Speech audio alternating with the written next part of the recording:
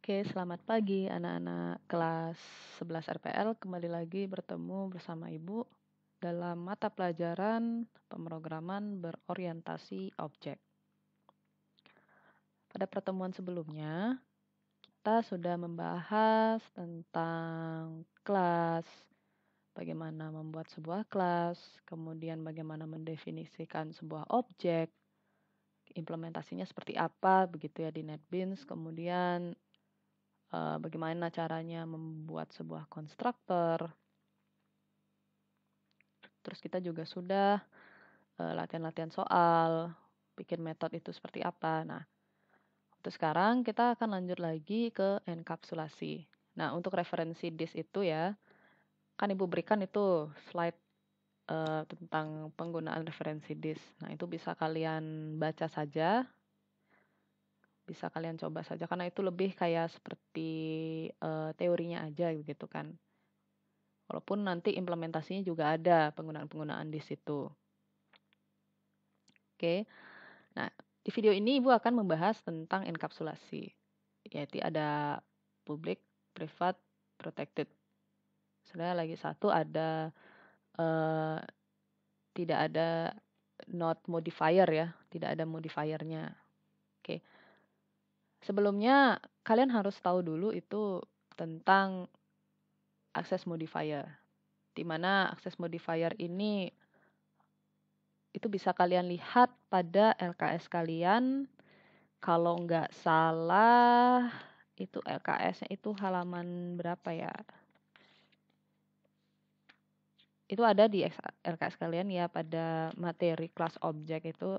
Ada di halaman 60 LKS PBO-nya. Itu ada tentang access modifier. Nah, access modifier itu fungsinya apa sih? Access modifier itu fungsinya untuk memberikan batasan hak akses kelas maupun metode. Jadi, kalau kalian di sistem ya, di pemrograman web itu, atau pernah kalian membuat sebuah aplikasi, tentunya akan ada hak akses berbeda antara penggunanya. Sebagai contoh misalnya, orang yang bertugas sebagai admin tentunya akan berbeda dengan user atau pengguna yang bertugas sebagai siswa, misal begitu, yang memiliki hak akses sebagai siswa. Tentunya itu berbeda ya hak aksesnya ya. Apa yang diakses oleh petugas atau admin itu tidak bisa diakses oleh si siswa ini. Seperti itu. Oke. Nah, ibaratnya seperti itu dia hak akses itu. Access modifier ya, itu ada di halaman 60, bisa kalian buka LKS kalian. Nah, apa itu enkapsulasi? Sebelumnya pengertian enkapsulasi sendiri berdasarkan slide yang sudah Ibu share itu adalah metode untuk mengatur struktur pada kelas dengan tujuan untuk menentukan hak akses pada atribut atau metode. Atribut di sini ini maksudnya seperti deklarasi variabelnya itu ya. Jadi misalnya kayak siswa atributnya ada NIS, kemudian ada namanya, ada nomor absen, ada alamat tempat tinggal dan sebagainya seperti itu. Kemudian metodenya itu yang seperti yang sudah kita pelajari sebelumnya itu ada metode macam-macam ya. Kalau misalnya kayak HP itu dia ada menyala, kemudian berbunyi seperti itu contohnya. Terus kalau metode misalnya metodenya apa namanya yang sudah kita pelajari sebelumnya itu kan ada mahasiswa beraksi ya. Nah, ini bertujuan untuk menyembunyikan informasi dari metode dan atribut dengan alasan keamanan. Nah, ini fungsinya untuk keamanan di enkapsulasi ini. Jadi enkapsulasi pada PBO dibagi menjadi 3 teknik yaitu public, private, dan protected. Sebenarnya lagi satu ada ya no modifier. Kalau kalian lihat tabel di sini, nah no modifier. Mungkin beberapa dari kalian yang sudah membaca itu sedikit bingung kan, ini tabelnya fungsinya apa sih gitu. Ada tulisan modifier di sini, kemudian ada kelas, setelah itu ada package, ada subclass, ada world di sini. Ini maksudnya apa ya? Terus ada modifier. Nah, modifier ini yang tadi Ibu bilang access modifier. Jadi teknik-tekniknya itu kan ada public, protected, no modifier, private begitu.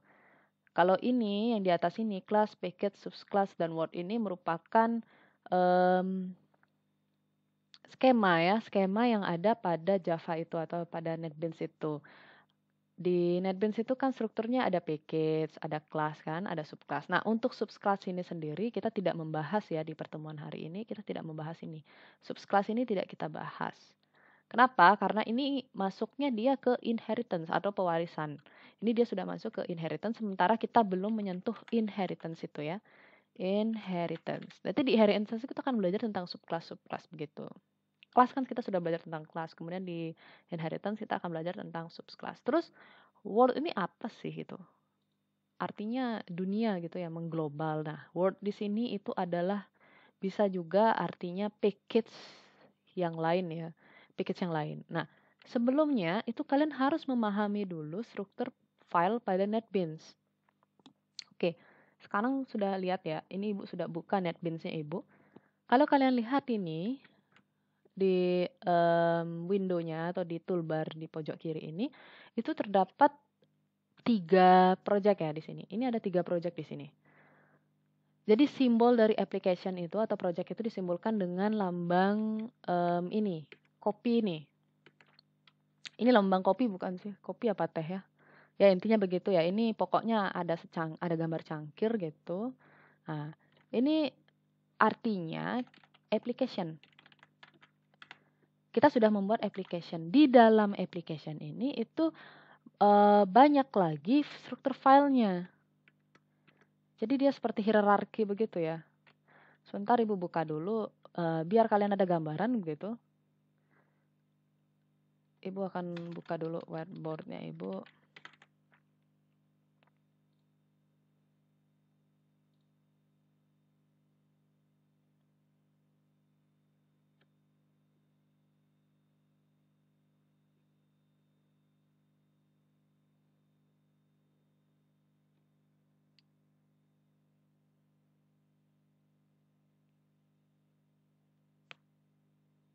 Oke, sedikit agak lama. Jadi gini ya, kita ke NetBeans dulu kalau begitu. Ini simbol application kan yang gambar cangkir ini simbol application namanya. Nah, kalau kalian lihat di sini ada tanda tanda tanda tambah ini kalau istilahnya expand artinya ada file lagi di sini. Nah, ini kalau kita klik contohnya misalnya 11 RPL. Nah, di sini dia ada libraries, ada source package. Ini bisa di-expand lagi karena ada tanda tambahnya. Ini bisa kita buka lagi. Librariesnya dia JDK 1,7. Oke. Terus kalau source package ini apa sih? Nah, ini kalau kita buka. Nah, Ibu punya 2 package di sini.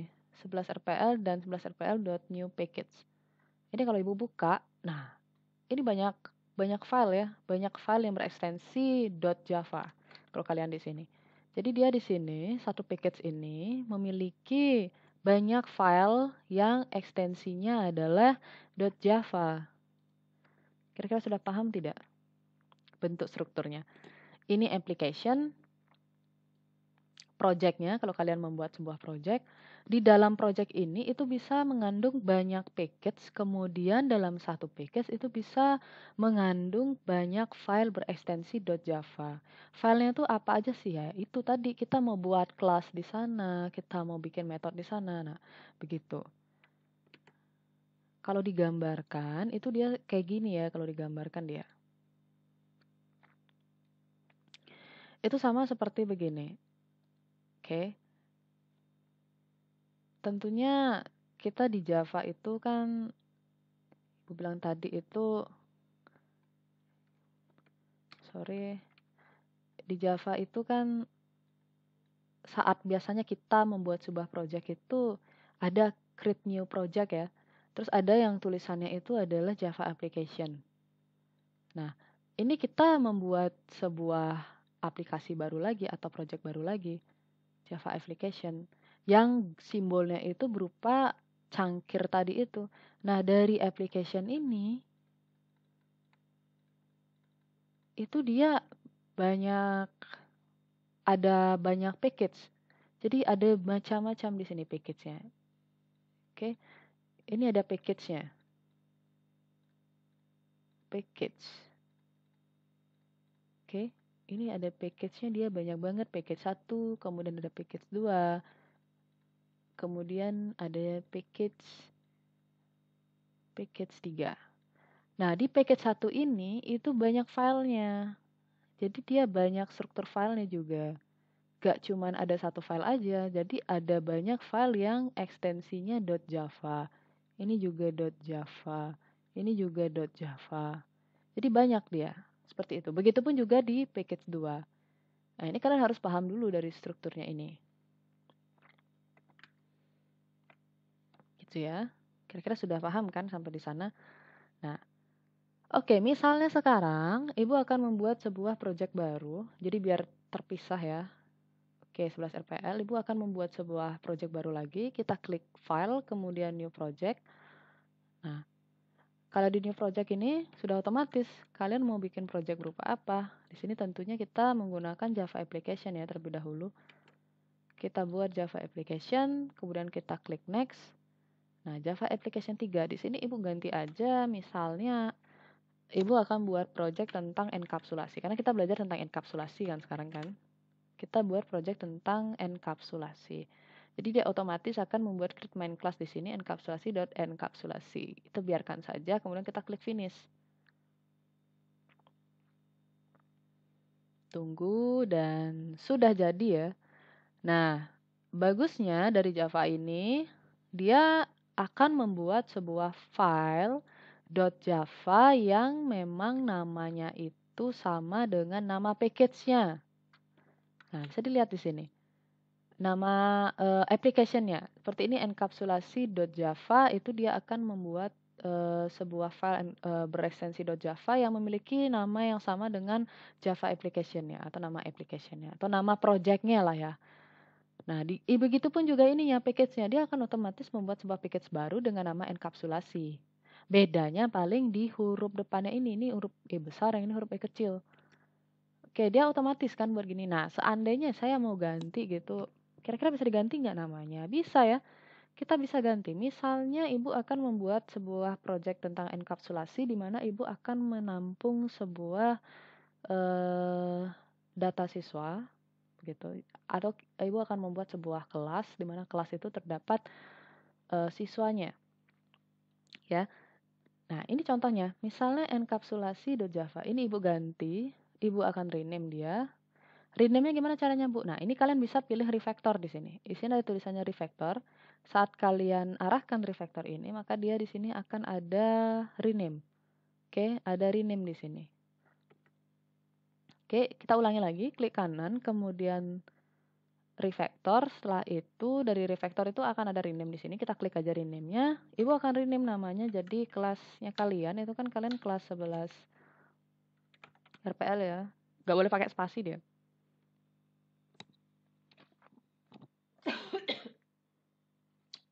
Oke, mohon maaf. 11 RPL tidak usah pakai spasi. Ini kita refactor aja. Kita refactor. Oke, sudah berubah kan namanya? Kalian bisa lihat di sini. Namanya berubah dan nama kelasnya juga berubah. Yang awalnya tadi di sini enkapsulasi, dia akan berubah menjadi 11 RPL. Dan ini nama package-nya. Package-nya tetap dari package enkapsulasi. Benar kan? Ini package-nya. Oke, yang ini project-nya, nama project-nya, ini package-nya, ini nama filenya. Kelasnya juga memiliki nama yang sama dengan nama file.java-nya. Oke, jadi ceritanya sekarang Ibu sudah membuat sebuah file berekstensi java.java itu 11 RVL. Nah, kira-kira Ibu mau bikin apa sih di sana? Oke, kita buatkan sebuah kelas saja di sini. Tidak usah ada metode main-nya. Ini bisa kalian hapus. Ya, segini nih kalian hapus ya. Segini nih kalian hapus. Oke. Nah, ini bisa kalian hapus juga. Nah, bersih kan dia kan? Cuma ada ini aja. Nah, Ibu akan buat di sini. Ibu akan membuat atribut terlebih dahulu. Jadi kita langsung ke prakteknya sekarang. Ibu akan membuat sebuah atribut. Oke. Ibu akan membuat atribut atau bisa dibilang juga istilah lainnya itu adalah deklarasi. Variabelnya ya. variabel. Nah, di sini Ibu akan membuat sebuah deklarasi variabel. Jadi di 11 RPL itu Ibu akan membuat nama-nama siswa, objek siswa, ya, objeknya siswa gitu. Objeknya siswa. Tentunya objek siswa ini memiliki atribut seperti nama, kemudian dia punya kelas, kemudian punya nomor absen. Kelas nggak usah ya. Kelas kan sudah jelas itu kelas 12 RPL itu bukan 11 RPL. Misalnya 12 RPL ada nama, kemudian nomor absen. Setelah itu punya tanggal lahir juga kan. Objek siswa itu punya tanggal lahir, kemudian dia punya alamat juga gitu misalnya ya. Nah, itu contohnya. Nah, kita deklarasi variabel di sini. Nama, Ibu akan buat sebuah nama. Itu tipe datanya string, nama. Nah, jangan lupakan deklarasi variabel seperti apa. String nama, kemudian nomor absen juga string. Nah, biar nulisnya singkat, kita bisa pakai koma di sini karena sama aja gitu. Nomor absen, kemudian tanggal lahir, Ibu singkat aja gitu, TGL lahir gitu. Kemudian ada alamat, misalnya, kemudian ada, anggaplah segitu aja. Kemudian Ibu akan buat tipe integernya itu adalah tinggi dan berat. Oke, kita sudah membuat atributnya atau deklarasi variabel. Tipe datanya string dan tipe datanya integer. Atributnya ada nama, nomor absen, tanggal lahir, alamat, tinggi, dan berat. Itu. Oke. Kemudian sambil mengingat-ingat jangan lupa membuat konstruktor. Ini penting ya. Membuat konstruktor. Dan ingat juga bahwa nama konstruktor itu memiliki nama yang sama dengan nama kelasnya. Sehingga apa? Namanya juga adalah 12 RPL. Terus kurung tutup. Kita buat di sini. Nah, ini jangan lupa. Nah, hampir lupa ya. Kita tulis lagi nih. String input nama. Sesuaikan aja. Habis itu kita bikin parameternya. String input absen, kemudian string input tanggal gitu, kemudian string input alamat.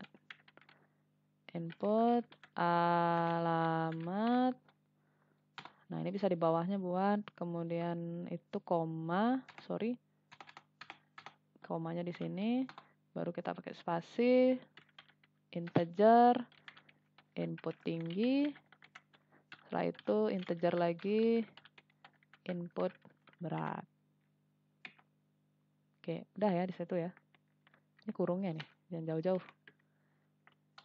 Kalau udah baru kita masukkan nama sama dengan input nama begitu. Kemudian ada nomor absen sama dengan input absen. Setelah itu tanggal lahir. Tanggal lahir sama dengan input tanggal. Setelah itu alamat. Kita bawa parameternya itu ke dalam variabelnya begitu kan konsepnya.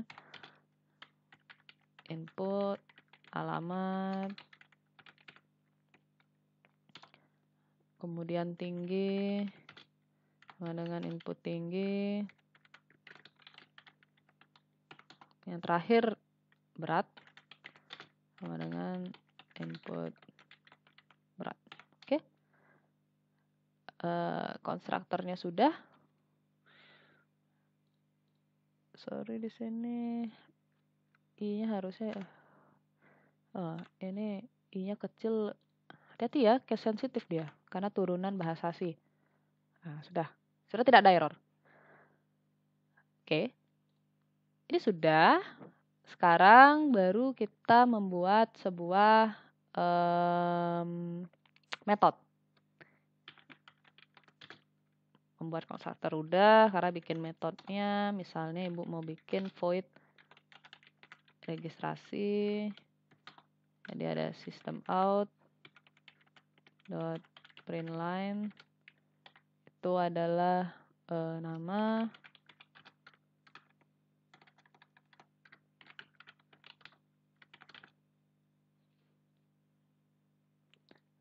ini kayak kebanyakan ini ya, jadi biar mempersingkat waktu, nama, nah ini jangan lupa plus nama, kita copy aja,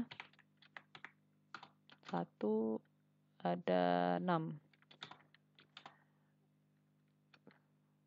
4, 5, 6. Oke, nama udah, kemudian nomor absen.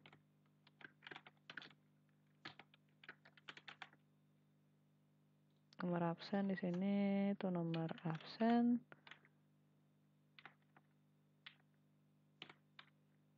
Kemudian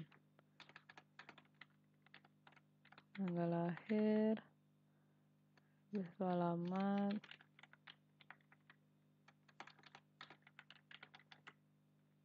tinggi, berat. Nama, nomor absen, tanggal lahir, alamat, tinggi, berat ya.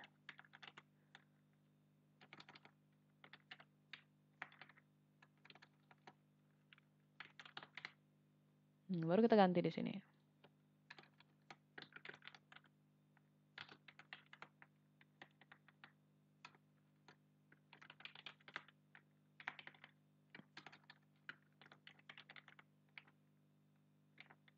Tinggi lagi di sini ya. Sorry, kelebihan Ibu.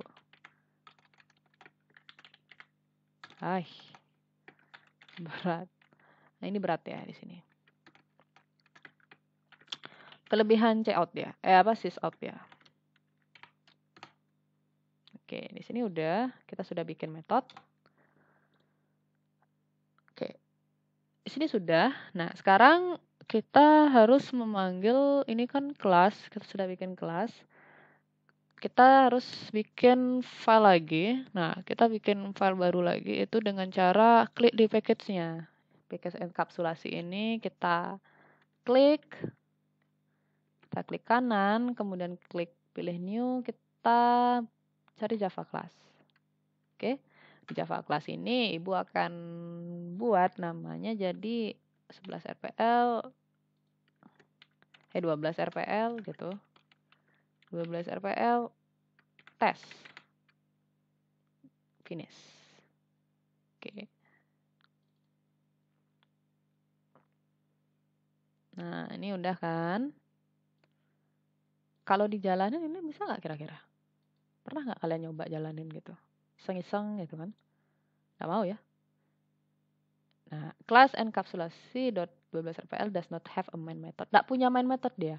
Main method itu yang mana? Yang itu tadi, public static void main string.args. Nah, itu dia. Nah, kita buatnya di sini nanti. Yang ini loh. Ini main method. Public static void main. Ini dia. String. Terus begini. Args. Ini main metodenya. Nah, kita ngodingnya di sini nanti. Sekarang baru kita panggil ini, kelas ini. Kita definisikan dulu objeknya di sini ya. Masih ingat kan gimana caranya mendefinisikan objek? Nah, kita deklarasi objek di sini. Kita deklarasi objek, kemudian Ibu akan buat dulu. Ini nama kelasnya adalah kelas 12 RPL, kemudian siswanya itu adalah siswa sama dengan new 12 RPL. Oke, begitu. Jangan lupa ya. Baru di sini kita panggil metodenya itu siswa dot registrasi. Ya. Sudah ya registrasi bener ya. Registrasi. Nah, baru Jangan lupa di sini kita tuliskan siswa tersebut. Misalnya Bisma, kemudian nomor absen dan nomor absen 20 ya. Misalnya begitu ya, Bisma, nama, nomor absen, tanggal lahir, alamat.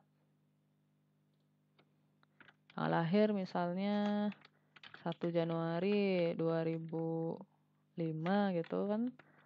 Kemudian tanggal lahir, alamat misalnya Jalan Tibung Sari. Kemudian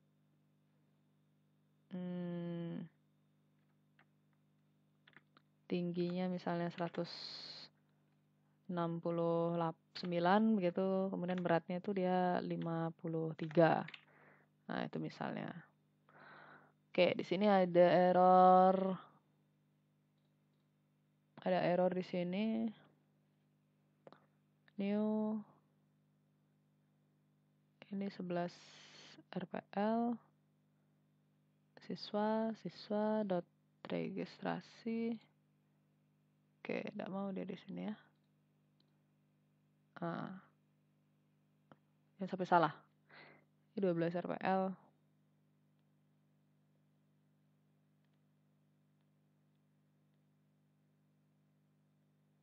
Sebentar.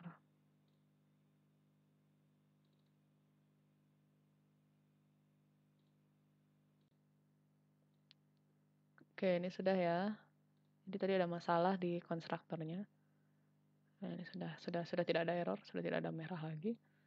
Nah, ini kalau dijalankan bisa nggak kira-kira? Jawabannya bisa ya, karena ada public static void main di sini, ada main metodenya. Kalau kita run file, ya udah ini hasilnya. Oke, sudah kan keluar kan hasilnya. Nah, sekarang bagaimana penerapan enkapsulasi ini? Kalau kalian lihat di sini ya, modifiernya ada public, protected, no modifier. Yang sudah Ibu buat ini itu adalah modifier yang no modifier. Ya. Jadi dia tidak ada kata public, protected, atau modifier. Nah, kita sudah membuat yang no modifier. Pada atribut atau metode itu nggak ada. Coba kita cari di sini apa itu hak akses no modifier. Nah, ini dia. Hak akses modifier itu tanpa diisikan apapun pada atribut dan metode. Kalau ada konstruktor juga konstruktornya ya. Maka hanya bisa diakses pada kelas dan package. Nah, ini sudah. Kalau kalian lihat di kelas 12 RPL yang ini, Ibu tidak menyisipkan apapun pada metodenya. Kalau kalian lihat ya di sini, ini nggak ada apapun di metodenya ini. Jadi Ibu tidak memberikan modifier apapun. Ini juga sama, nggak ada modifiernya di sini. Terus di metodenya juga nggak ada, metode registrasi ini juga nggak ada. Nah, ini nggak ada dia. Tidak ada modifier, no modifier. Terus gimana dia karakteristiknya? Di kelas dia yes, di package yes. Nah, subclass ini kita abaikan dulu. Di word atau di package lain dia no. Nah, maksudnya apa nih bikin di luar package lain atau package lain itu gimana ini maksudnya word ini? Nah, ini contohnya ya. Di sini kita punya package enkapsulasi pada project enkapsulasi. Ibu akan membuatkan sebuah package baru. Kalau kita ingin membuat package baru, kita harus klik di search package ini. Itu kita klik kanan, kemudian new, kita pilih Java package. Nah, kelihatan kan Java package sudah kita buat package barunya itu dengan nama enkapsulasi 2. Oke, bisa kalian lihat enkapsulasi 2. Itu kita finish. Sudah ada 2 package sekarang. Pada project enkapsulasi. Itu sudah ada 2 package. Package enkapsulasi dan package enkapsulasi 2. Kemudian pada enkapsulasi 2 ini, Ibu akan membuatkan sebuah file baru. Java class baru lagi. Itu dengan namanya itu adalah 12 RPL test. Sama. Di sini. Ibu finish kan. Oke. Di package enkapsulasi 2 itu terdapat file berekstensi Java dengan nama 12 RPL test. Sama dengan ini. Ini sama ya dia ya. Nah, kemudian sekarang Ibu jalankan. Ibu copy paste aja ini. Biar kita nggak ribet. Ini kita copy paste karena sama aja. Copy, kemudian kita paste di sini. Oke. Apa yang terjadi? Ternyata ada tanda seru. Ada garis merah. Kalau kalian lihat begini, kira-kira kesel ya. Keselnya karena ya ampun ada error kan gitu kan. Biasanya kalau seorang yang udah bikin capek-capek gitu ngetik, totonya ada tanda merah gini, aduh ini kenapa lagi nih. Nah kalau kalian sorot ini, pada bagian tanda serunya ini ada warna merah ini kalian sorot, itu ada peringatan yang tulisannya 12 RPL, string integer is not public in 12 RPL, cannot be accessed from outside packets. Jadi sifatnya dia nggak public, sehingga bisa diakses di luar package. Makanya di sini ditulis N, yang artinya no, tidak ada akses dia untuk package lain. Kita bahas ini ya, kita fokusnya ke sini. Nanti kita bahas yang lainnya. Kita fokus dulu ke no modifier. Satu-satu ini Ibu membahas. Di kelas dia bisa, di package dia bisa, di package-nya sendiri. Subclass ini lewatkan dulu karena kita belum masuk inheritance. Nah, di Word ini dia yang tidak ada aksesnya, makanya ditulis N di sini. Kenapa bisa ditulis N? Ya, kalau setelah kita coba, dia di sini error. Lihat tuh, merah kan? Nah, ada garis bawahnya tuh, ada tanda seru. Dan di pesan error pun juga berbunyi seperti itu. Oke, itu untuk yang no modifier. Kita sudah membahas yang no modifier. Ibu sudah membuat yang no modifier. Sekarang kita bahas yang public. Oke, kita bahas yang public sekarang. Kalau public, apa itu hak akses public? Nah, jika sebuah metode atau atribut menggunakan public, maka metode atau atribut tersebut dapat diakses dari kelas, package, subclass, dan word. Jadi dia ya semua nih. Ya, sampai subclass itu juga iya, wordnya juga iya. Pada package itu juga harusnya iya. Kelasnya iya, package-nya iya, subclass-nya iya, diakses oleh package lain juga dia iya. Kita coba buktikan. Kita buka ini pada metode dan atribut, kita tambahkan kata public, modifier public di sini. Kemudian di sini juga kita tambahkan modifier public. Di konstruktornya juga kita tambahkan modifier public. Kemudian di metodenya kita tambahkan modifier public. Oke, sudah kan? Nah, di sini kira-kira gimana? Dengan ajaibnya error itu hilang. Oke? Kalian bisa melihatnya tadi kan? Errornya hilang dengan sendirinya. Setelah Ibu menulis public di sini, nah, ini ada public di atribut, kemudian ada public di konstruktornya. Oke. Kemudian ada public di metodenya. Secara otomatis, setelah Ibu tambahkan, di luar package atau word, di luar package lain, dia tidak ada error. Jadi bisa diakses sama package lain ini. Si package enkapsulasi 2 ini bisa mengakses apa yang sudah ditulis di package enkapsulasi. Ajaib ya, bisa gitu. Nah, hanya mengandalkan hak akses seperti ini, kita bisa membatasi siapa saja yang bisa mengaksesnya. Keamanannya seperti apa. Dengan modifier itu tadi, public, private, protected. Public sudah, oke. Nah, sekarang kita bahas tentang protected. Public sudah, no modifier juga tadi sudah di awal, kita lanjut ke protected. Protected itu apa sih? Nah, protected berarti atribut atau metode nantinya akan dapat diakses pada kelas, package-nya sendiri dan subclass, sedangkan dipanggil dari package lain tidak bisa atau word. Tidak bisa dia. Kalau kalian lihat di sini, si protected itu dia di kelasnya sendiri bisa, package-nya sendiri bisa, subclass bisa, dan sementara di package lain dia nggak bisa. Kita coba aja tambahin lagi. Ini kan tadi public ya. Sekarang Ibu ganti jadi protected. Ini Ibu copy aja biar cepat. Sama ini protected. Ini protected juga. Metodenya juga kita tambahkan protected. Kira-kira error nggak sekarang? Kita buka ini. Oke. Error ya. Bisa lihat di sini ada lambang-lambang ini. Kemudian ada garis bawah, ini artinya ada error.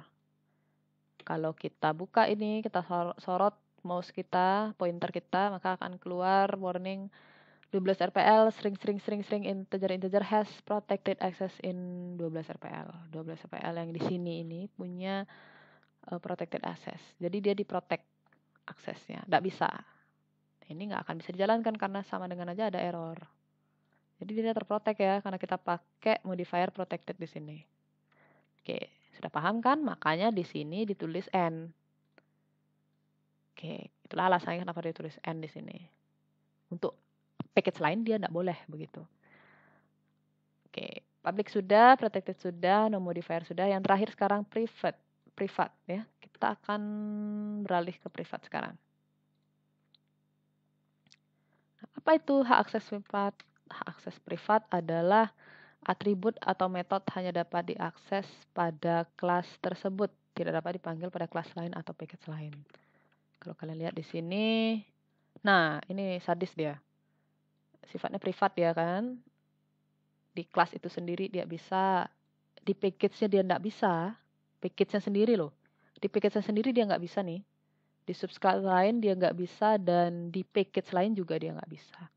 Di package-nya sendiri aja nggak bisa, apalagi di package orang lain kan gitu ya. Di package yang lain juga pasti nggak bisa kan gitu. Kita coba aja, privat kan.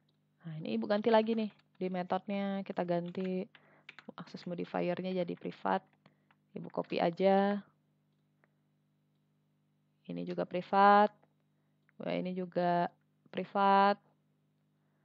Setelah ini juga privat ya. Kira-kira apa yang terjadi? Kita tunggu beberapa saat. Kalau nggak mau ada apa-apa, kita coba buka. Oke, sudah muncul tanda-tanda merah-merah. Tanda-tanda penolakan ya. Nah, ini garis merah. Error. Ini berarti sudah muncul error. Di package-nya sendiri dia sudah error. Lihat nih. Ini langsung nih. Nih, error semua nih. Tuh. Langsung ada tanda seru di sini kalau kalian lihat nih. Package-nya sendiri loh. Apalagi di package yang lain ya. Kalau kita buka ini, file ini sama juga tuh. Udah. Terjadi penolakan juga. Ini di enkapsulasi 2 nih. Package enkapsulasi 2, dia juga sama. Nah, ini merah-merah nih. Error kan. Gitu. Sehingga apa? Makanya hanya bisa diakses di kelasnya dia sendiri. Nah, ini sifatnya N. Ya. Itu dia, enkapsulasi. Terus, atribut atau metode seperti apa yang memerlukan enkapsulasi? Jadi, terkadang beberapa atribut dan metode itu memerlukan enkapsulasi. Itu adalah atribut atau metode yang memang memiliki atau memerlukan keamanan yang tinggi ya. Atau atribut atau metode ingin dibagikan pada kelas lain. Nah, kita bisa ngatur itu semua. Jadi punya hak aksesnya sendiri. Gitu. Jadi fungsi enkapsulasi itu memudahkan kita untuk mengatur atribut atau metode mana yang ingin kita bagikan atau yang ingin kita privasi. Itu jadinya fungsi enkapsulasi. Oke. Jadi itu penting ya, hak akses itu penting sekali. Jadi pada pemrograman, hak akses itu adalah hal yang penting. Mana yang orang boleh akses, mana yang dia batasi. Sama misalnya kayak gini. Kalian ingin membeli sebuah produk atau kalian ingin minjam buku gitu. Nah, syaratnya itu harus jadi member kan kalau ingin minjam buku. Tapi ternyata kalian belum jadi member. Tentunya akan dibatasi nih. Orang yang sudah jadi member, sudah daftar jadi member, sama yang sama sekali belum jadi member. Yang member dia bisa melakukan proses peminjaman, yang belum jadi member dia cuma bisa lihat-lihat jenis buku yang ada, cuma bisa lihat list-listnya aja gitu. cuman bisa lihat koleksi bukunya itu apa aja sih, cuman bisa lihat-lihat aja dari pengunjung lah dibilang. Kalau member dia bisa minjem, dia bisa macam-macam lah transaksinya. Nah, konsepnya sama seperti itu. Di Java juga sama, kita harus ngasih hak akses juga. Mana yang sifatnya privat, mana yang protected, mana yang public. Begitu ya. Nah, sejauh ini apakah ada pertanyaan? Jika memang ada pertanyaan, bisa bertanya melalui WA atau bisa memberikan komentar. Jadi jangan malu bertanya. Oke? Sekian dari Ibu penjelasan tentang enkapsulasi. Pelan-pelan dipelajari. Rajin-rajin berlatih. Jangan lupa untuk selalu jaga kesehatan. Selamat pagi dan selamat belajar.